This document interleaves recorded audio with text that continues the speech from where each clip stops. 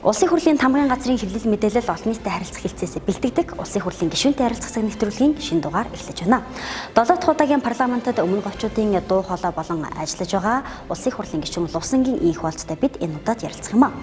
Тэрээр олон жил дарагдсан нүүрсний хулгайн асуудлыг олон нийтэд нээлттэй зарлаж, усны хомсдолд анхаарлаа хандуулан ажиллаж байгаа гишүүдийн нэг юм. Байгалийн баялагийг бол одоо цөөхөн биш олуулан одоо тийм болцоог ханаж өглөөл гэж ингэж харж байна. Цэнгэг усаа авч үлдэхгүй бол уулуурхаа үйлдвэрлэлийн зорилтоор өнөөдөр ашиглаад байгаа. Энэ удаагийн парламентаар энэ олон жил 20 жил одоо бөгшиж явсан асуудлуудыг л шийдэх тийм болцоо нь бүрдсэн. Дараа нь энэ Монгол улсын хилгайлаар өчнөн одоо 100 тонны даацтай машинуудаар хулгай гарна гэдэг ойлголт байхгүй болгоно. Монгол улсын эдийн засгт өргөжтэй.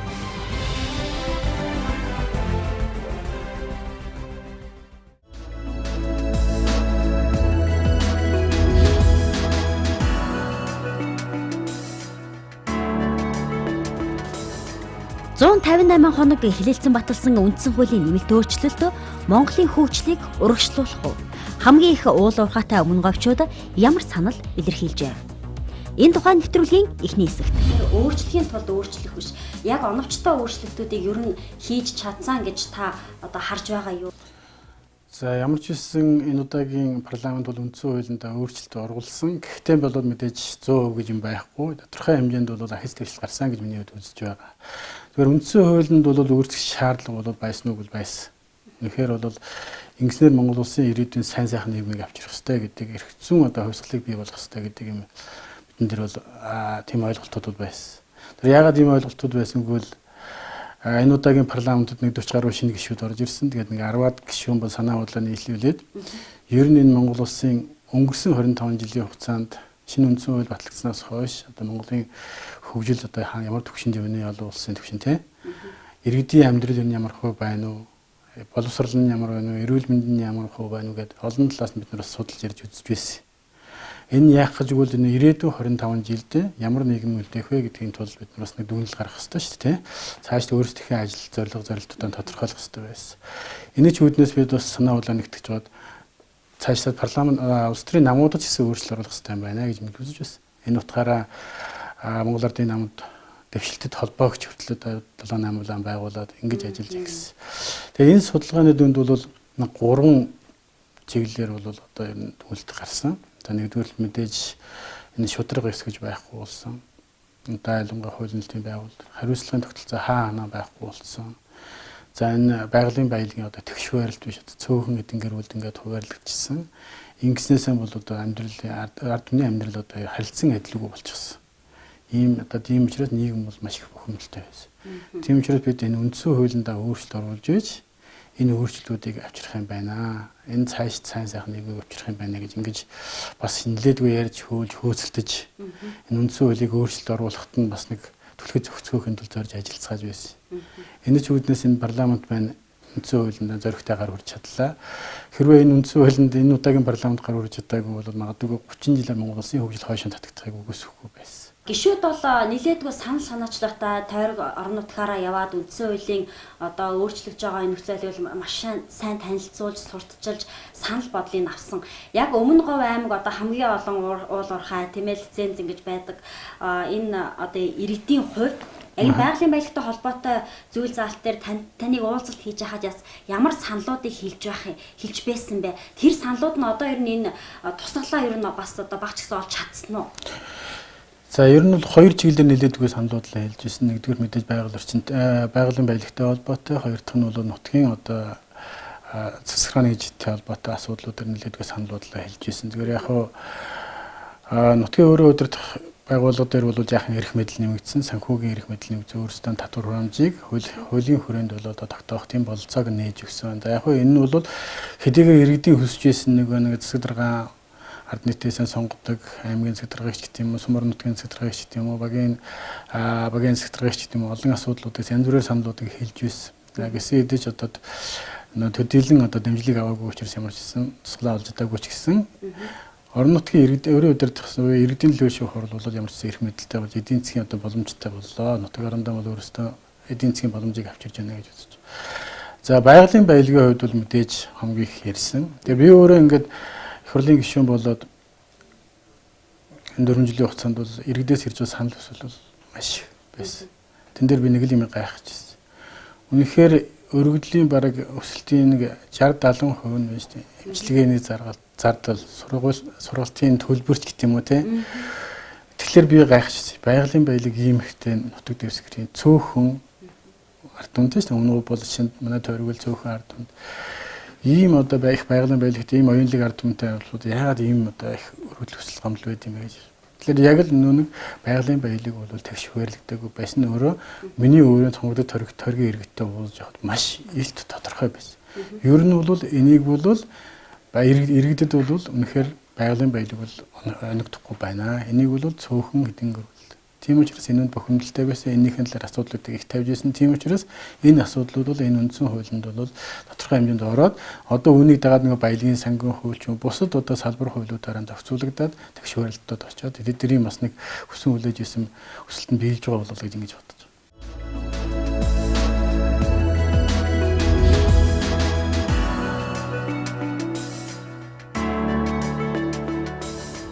Цэнгийн усны ордыг хамгаалах усны тухай хуулийг улсын хурлын гишүүн инх бол санаачлан өргөн бариад байна. Уул уурхай чухалч түүнээс чухал усны хомсдол аюул дагуулж эхэллээ. Эрх зүйн орчинг оройтолгүй бий болгох шаардлага үүсэт байна. Энэ тухай нэвтрүүлгийн дараагийн хэсэгт. Таны хувьд бас энэ усны тухай хуулийг одоо санаачилсан байгаа. Тэгэхээр ер нь яагаад энэ хуулийг санаачлах болов? Өмнө говийн иргэд үнэхээр усны хомсдолд ороод байгаа юм уу? Зөвхөн өмнө говьгүй Монголын усны асуудал ер нь ямар байгаа? Та энэ талаас дуурдаг гişүүд юм. Тий, яг хоо энэ улсын хурлын гишүүд бол төлөөлөл байгуулах шүү дээ. Яг хоо иргэдийн санаа бодлыг бид нар төвд тусгаж тэднийхэн гаргасан одоо Монгол улсын өмнө тулгамдаад байгаа асуудал юм. Иргэдийн өмнө тэр эрх зүйн харилцааг зохицуулж чадахгүй байгаа ялан эдрээтэй асуудлуудыг бид нар өнөөдөр хууль болгож эрх зүйн орчинд бий болгож одоо харилцааг зохицуулах хэрэгтэй үндсэн тийм одоо ажил туусаж шүү дээ. Тэгэхээр энэ бол одоо би бодож явснаас илүү говьчуудад тулгамдж байгаа маш том асуудал өөрөө усны асуудал. Иргэн бүрээр ярьж байгаа асуудал. Энэ өөрөө даа ялангуяа Монгол улсын эдийн засгийг авч явахын тулд уул уурхай ингэж хөгжиж байгаатай холбоотойгоор уул уурхай хөгжил илүү их хурцтай явж байна. Үүнийг дагаад усны хэрэглээ өөрөө их өндөр байгаа байхгүй. Тэгэхээр усны хэрэглээ өндөр байгаагаа төдийчнээ нөгөө манай Монгол улсын одоо нийт усны нөөцөд 1.9% газрын дорх ус гэж байгаа. Тэрнээс хэрэгэлдэг. Энэ нь өөрөө үсгүүгэл нөгөө гадаргынхаа усыг тэжээж байдаг нөгөө газрын дорх ус чинь өөрөө хомсдлыг бий болгож байна. Тийм учраас бид нар энэ харилцааг зохицуулах ямар нэгэн эрх зүйн юм одоо нэлээд нэгт болгож өгөхгүй бол үнэхээр бол хамгийн түрүүнд говьчууд усгүй бол. Яг тэгвэл хамгийн их баялагтай, хамгийн их одоо эдийн засгийг авч явж байгаа энэ бол орхоо хөгжиж байгаа. Нөгөө талаасаа мэдээж Монгол улсын хэмжээнд бол усны нөөц их хомсмол. Одоо яг шууд хүн ам ундаалаад явах цэнгэг усны орд нэг 200 гаруй ордол тоологдсон байж байгаа. Ер нь бол энэ цэнгэг усаа авч үлдэхгүй бол уулуурхай үйлдвэрлэлийн зорилтоор өнөөдөр ашиглаад байгаа байхгүй. Маш их ашиглаж байгаа. Тийм учраас бид нар үгүй ядаад энэ одоо Монгол улсын би түрүү хэллээ шүү дээ нийт усны нөөцийн 1.9% нь газрын доорх ус. Газрын доорх ус үе гадаргын ус гэж хоёр ангилаад. Хэрэглээ нь өөрөө өнөөдөр дайлангуй уулуурхай үйлдвэрлэлийн зорилтоор 80% нь ашиглаж байгаа байхгүй. 80% нь одоо газрын доорх усаа ашиглаад байгаа байхгүй. Уул нь бол олон улсад бол гадаргын усыг 80% нь ашиглаад газрын доорх усаа нэг 20 орчим хувийн л ашиглаад явд юм байна л. Тэгэхээр гадаргын ус гэж өөрөө юу яриад байгааг бол нөгөө нэг бороо тэн цасны шар үерч гэдэг юм уу тэн аль болох маш олон технологиуд гараад ирсэн. Энэ технологиор сан үүсгээд тэр сангаасаа одоо бусад одоо үйлдвэр уулуурхайн чиглэлээрээ ингэж ашиглах хэрэгтэй байл л да. Гэтэл манайх нөгөө бага нөөцөөсөө хамгийн хэрэглээтэй байгаад байдаг. Нөгөө талаас би өөрөө нөгөө овоос сонгогдсонд би түрүү хэлсэн ер нь бол бидний иргэдийн говийн иргэн бүрийн хэлж байгаа асуудал бол энэ толгомцоо асуудал, усны асуудал. Тийм учраас энэ асуудлыг одоо мэдээж иргэдээс тавьж байгаа саналыг бид нар яаж хууль болгож боловсруулж одоо энийг зохицуулж өгөх үү гэдэг асуудал байгаа шүү дээ. Тийм үндсэн үүргийнхээ хүрээнд энэ усны асуудлыг бас нэлээд олонд хүргэхийнсэн зөв байдлаас нь яхаас ингээд энэ усны тухай хуулийг бол ямар ч хэлсэн тодорхой хэмжээний нэмэлт өөрчлөлтийг өргөн байсан. За одоо тэгвэл гүний усаа уул уурхайдаа одоо ашиглахаа болио тийм ээ за цензур тавьж өгье гэж байгаа юм байна шүү дээ. Тэгвэл өөр ямар ус ашиглах боломж болцоог энэ хуулиар та нээж өгье гэж харж байна. Ер нь хуулинд маш товчхон дөрвөн зүйл залтуул явж байгаа. Нэгдүгээр бол ер нь цэнгэг усны орд чи өөрөөсөө 200 гаруй орд байт юм байна. Ялангуяа энэ цөөхөн ордыгоо уул уурхайн зориултаар ашиглахыг ерөөсө хориглочихъя гэж л. Хориглочихъя гэж. Энэ бол нэгдүгээрт бол хүн амныхаа үндэсний усыг хамгаалж авдулж байна гэсэн. За хоёрдугаарх бол ерөөсөө энэ өнөөдөр хэрэглээд байгаа эрдэсчилтэй ус гэж яриад байгаа. Одоо чинь оюутлагаа ч юм уу, энержи ресурс ч юм уу, одоо газрын дороос одоо 0.5-аас дээш эрдэсчилтэй усыг уул-уурхайн зориултаар ашиглаж байгаа гэж. За үнэхээр энийг ашиглаж байгаа бол ашиглах нөөцийн түвшин гэж нэг юм байгаад байгаа. Одоо өөрийн төрийн байгууллагууд хяналт тавьдаг тийм юм байгаад байгаа. Энийг нь хуульчлаад өгч гэж байгаа.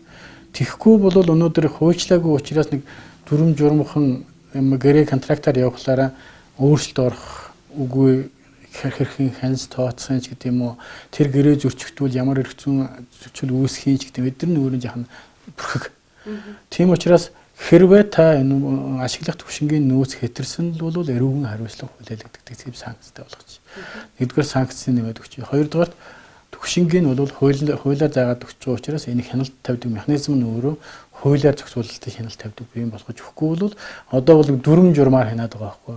Тэгэхээр дүрм журмаар хянана гэдэг чинь тухайн хүний үзмжээр магадгүй нэг дарга ирээд энэ журмыг өөрчлөөд ингээд яваад байх магадлал байгаад байгаа байхгүй. Тэгэхээр бид нар хуульчилж өгөөд энийг яаж одоо хянж явах хэрэгтэй гэдгийг л одоо бий болгоод өгч ийл гэсэн. Тэгэхээр юм бол ямар ч байсан өнөөдөр уулуурхайд ашиглаж байгаа, үйлдвэрлэлд ашиглаж байгаа газрын доорх усан тодорхой хэмжээний хязгаараадыг тавьж өгч байна гэсэн. Зүгээр энэ хоёр талтай л да. Нэгдүгээр хязгаар тавьж өгч, нөгөө талдаа бид нар гадаргын усны менежмент технологиг ашиглая гэдгийг л уриалж гин гэсэн үг. Энэ хууль бол одоо та нар маань жишээ нь одоо манай энэ станцууд 17 удаа нас ундаалж байгаа манай Улаанбаатарчууд. Энэ туулгын айс авчин цэнгэг усны орд байхгүй юу? Тэгэхээр чинь иргэдтэй цуг станцууд ууж байгаа байхгүй юу? Тэгэхээр ингэж болохгүй. Энэ станц руу чи бид нар ягаад саарл усыг хэрэгж болдог. Жишээ нь Эрдэнэт сэлэн мөрнийг ууж байгаа. Тийм үү? Сэлэн мөр чинь цэнгэг усны орд. Гэтэл одоо бид нар ягаад тэр Эрдэнэт үйлдвэрийн шинэ технологи хэрэглээд өөр усыг хэрэглэж болохгүй гэж. Жишээ нь одоо их өмнө гойроо их яригдж байгаа. Эрдэнэс 5 толгойг бол балга усны улаан нуурыг ашиглая гэсэн засгийн газрын 2011 оны 237 дугаар тогтоол байдаг л байгаа. Тэр чинь өөрөө өмнө гойчуудын ганц цэнгэг усны орд л байхгүй. Тийм учраас энэ цэнгэг усныхаа ордыг бид нар урлагийн зорилгоор ашиглахыг бол бүрэн хориглож өгөх нь зүйтэй.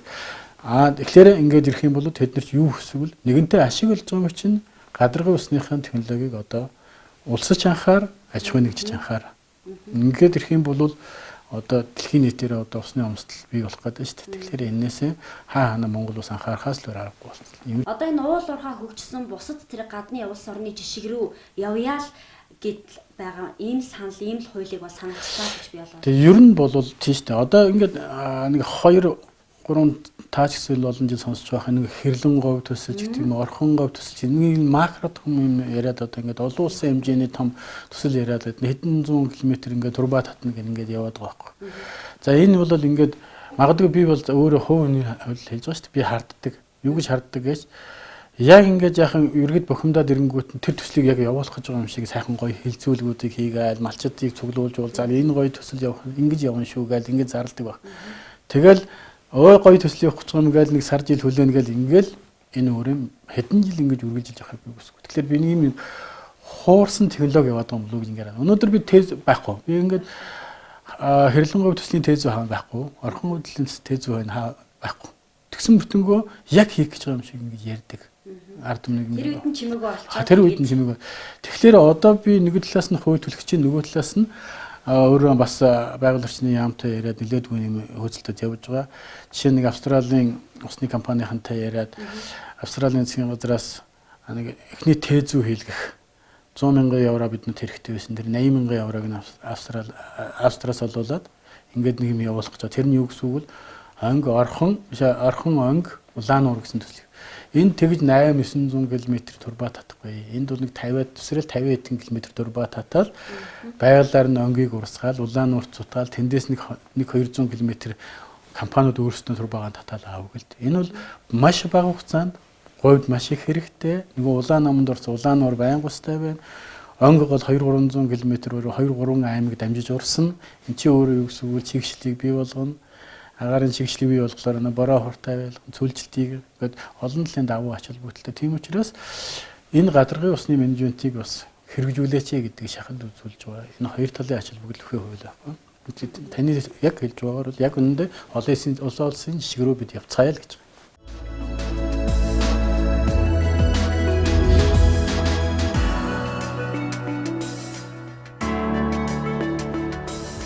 Их бол гишүүн Монголын ард түмний өмчөөс нүүрсний хулгай удаа дараа гарч их хэмжээний нүүрс хил дагуулсан асуудлыг олон нийтэд ил болгон мэдээлсэн юм. Энэ дагуу ерөнхий сайд үүрэг болгон ажлын хэсэг байгуулж газар дээр нь очиж ажилласан юм. Эрдэнэтийн 49% дээр та ажлын хэсэгт ороод ингээд шалгаад явсан. Бас одоо 51% дээр нэр бүхий гишүүдтэй хамт тийм ээ одоо асуулга энэ төр тавиад явж исэн. Ер нь та бүгдийн энэ хийсэн ажлын үр дүн тийм ээ ер нь одоо та бүхэн эргээд ингээд харахад хэрхэн ер нь бас үнэлждэг гүнжаах юм бэ?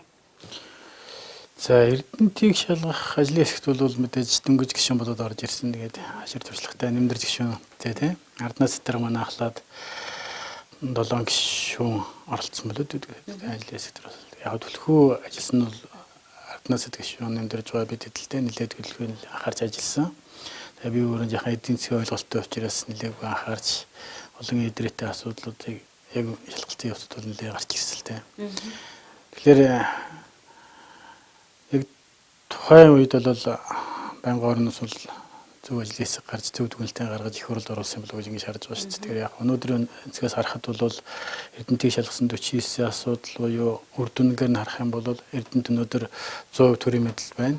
100% төрийн мэдэл байгаагаар ашиг орлого нэмэгдлээ гэж ингэж харж байгаа. Өнгөрсөн 18 онд бол 168 тэрбум төгрөгийн татврын орлого төлж байсан бол энэ жил бол 937 тэрбум төгрөгийн татврын орлого төллөө. Ингээ харахаар 5 дахин одоо ямар ч гэсэн орлого босч байна. Тэгэхээр Эрдэнэтийг бол зөвхөн 49-ийг одоо худалдаж авах толботой орлого зарлагын асуудал биш. Тэрийг дагсан маш олон одоо хууль бус янз бүрийн одоо шахааны бизнес гэх юм уу те бусад янз бүрийн нэрлсэн янз бүрийн юмуд байсан.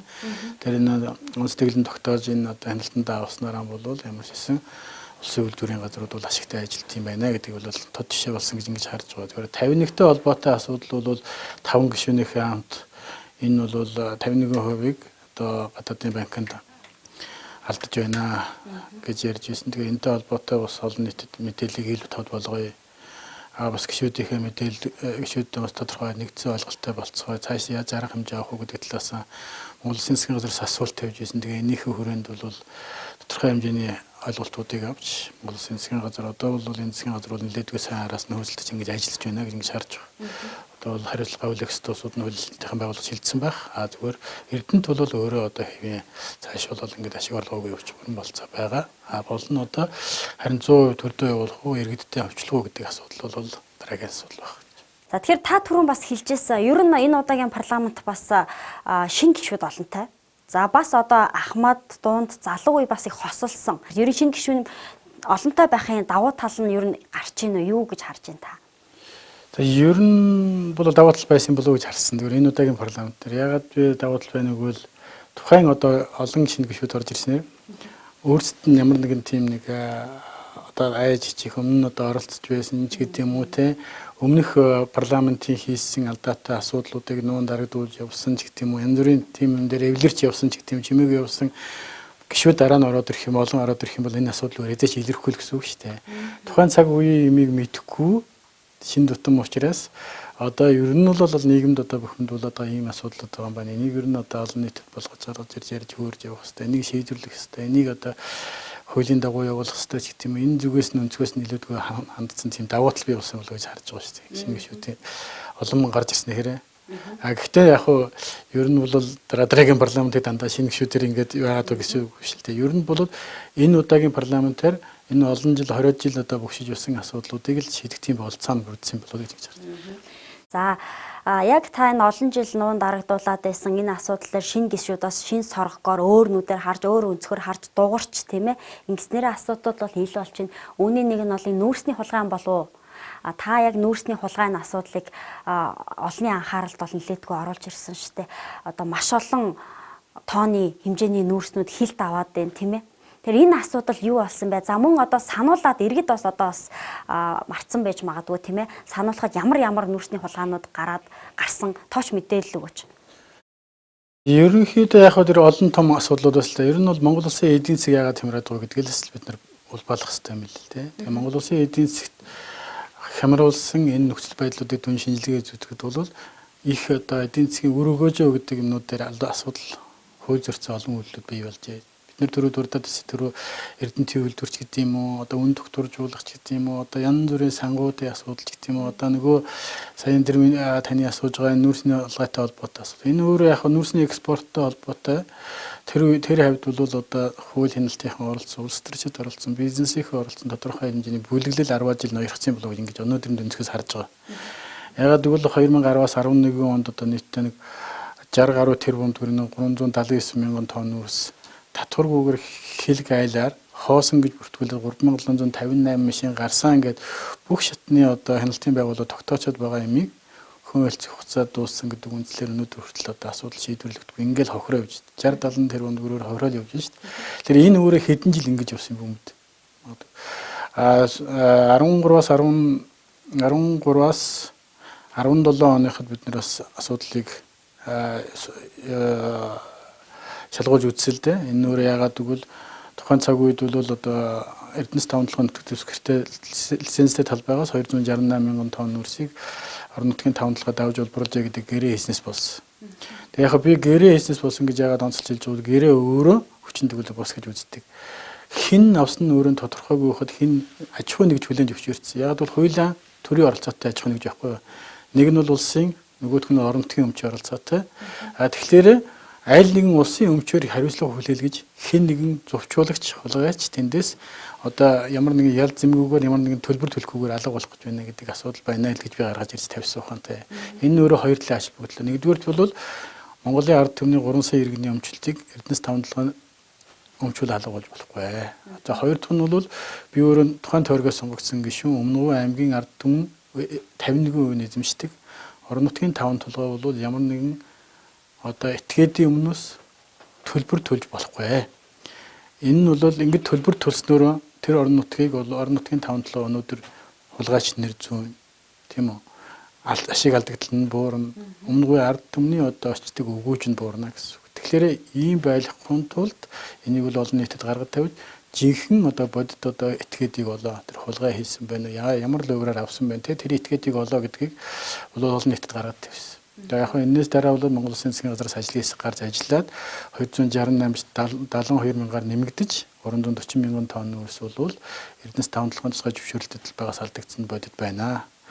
Одоо энийг хууль хяналтын байгууллага руу шийдвэрлэх нь зүйтэй гэсэн түнэлт гарсан. Тэгээ энэ хүрээнд бол өнөөдөр хууль хяналтын байгууллагад ерөнхийдөө бол хэрэг бүрдүүлэлттэй ажиллаж явж дуусч байгаа юм шиг байна лээ. Дөрвөн асуудал төр хэрэг бүрдүүлэлт хэрэг үүсгээд одоо прокурорын шат руу зарим нэг нь явж байгаа болов уу гэж ойлгож байгаа. Тийм учраас ямар ч байсан ингээд хэрвээ энэ хууль хяналт ийм асуудлуудыг шийдэх юм бол дараа нь энэ Монгол улсын хилгайлаар өчнөө одоо 100 тонны даацтай машинуудаар хулгай гарна гэдэг ойлголт байхгүй болох юм бол Монгол улсын эдийн засгт өрөөгөөжтэй л гэж ингэж харж байгаа шүү дээ.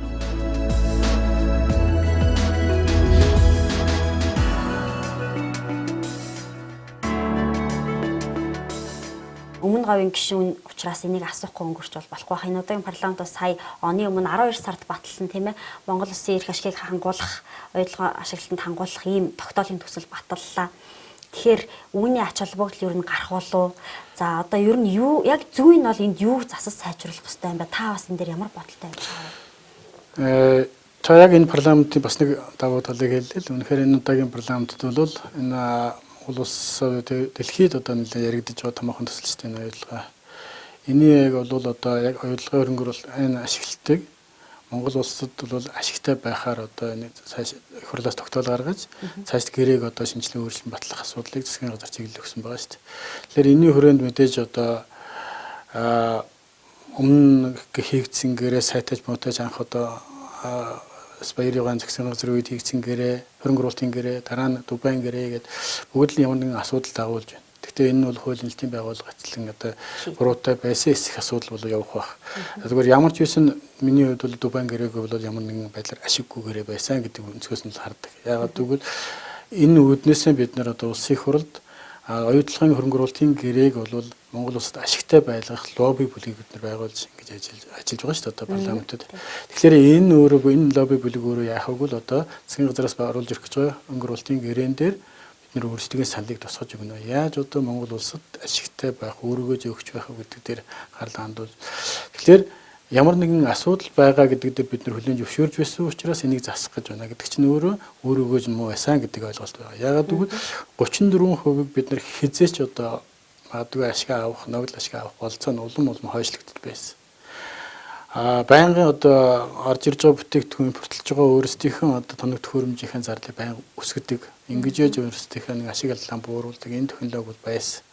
Тийм учраас зүгээр өмнөгөө сонгогдсон гишүүн гэхээс илүү одоо Монгол Улсын эрхлэн гишүүний хувьд бол байр суурин дээр бол энэ Дубайн гэрээ гэдэг бид нар Монгол улсад ашигтай болох гэрээ рүү шилжүүлэх хэрэгтэй гэдэг дээр байна.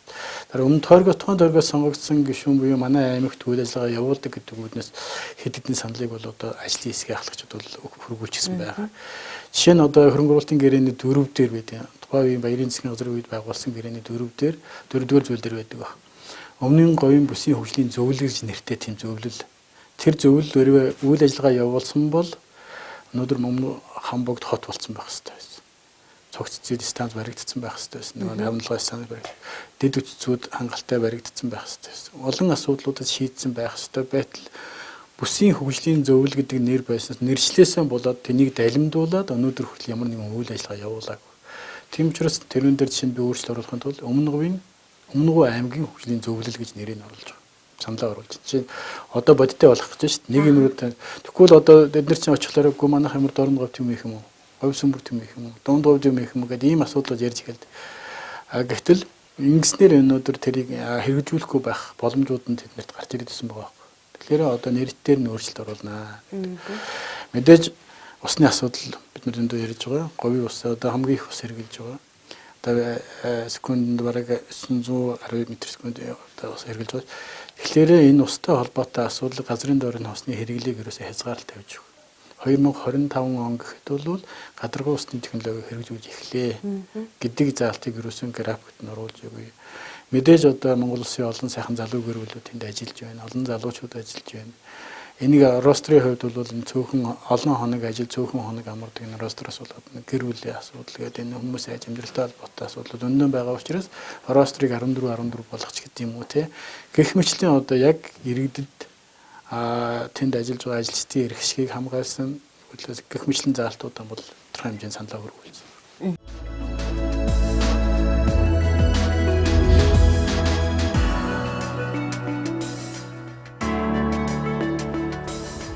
Өмнөгов аймаг улсаас татаас авдаггүй аймагуудын нэг. Мөн нийгмийн асуудлууд эхнээсээ бүрэн шийдэгдэж эхэлсэн тухай нэвтрүүлгийн төгсгөлийн хэсэгт. Энэ удаагийн засгийн газар парламентд ер нь бүтээн байгуулалтыг нэлээд сайн хийсэн. Одоо ер нь харьцангуй сургууль цэцэрлэгийн асуудал, эмнэлгийн асуудлууд цэгцэрч ийн гэж харагдаад байна. Яг үнэхээр тийм үү? Танай орон нутагт ер нь ямар хөө байна?